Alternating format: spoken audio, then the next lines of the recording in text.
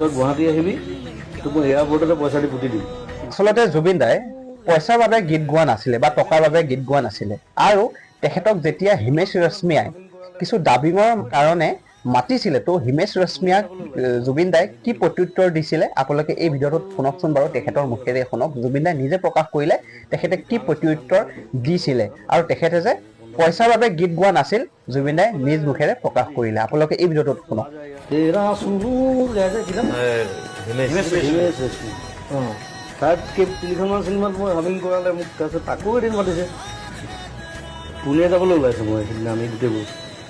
তাৰপিছত মই ক'লোঁ মই হামিং গাবলৈ নাযাওঁ, যদি গান আছে গান গাবলৈ যাম, হামিং চামিং নহ'ব, বন্ধ কৰি দিয়া।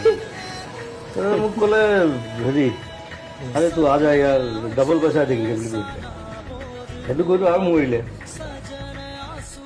মই বোলো মই পইচাৰ কাৰণে গান লগাওঁ, সেইটো ডাইলগ মোৰ ৰৈ পিন্ধালত আছে। মই পইচাৰ কাৰণে গান লগাওঁ, তই গুৱাহাটী আহিবি তোক মই এয়াৰপৰ্টতে পইচা দি পুতি দিম। তাৰপিছত ফোন চোন নাই আৰু বহুত দিন।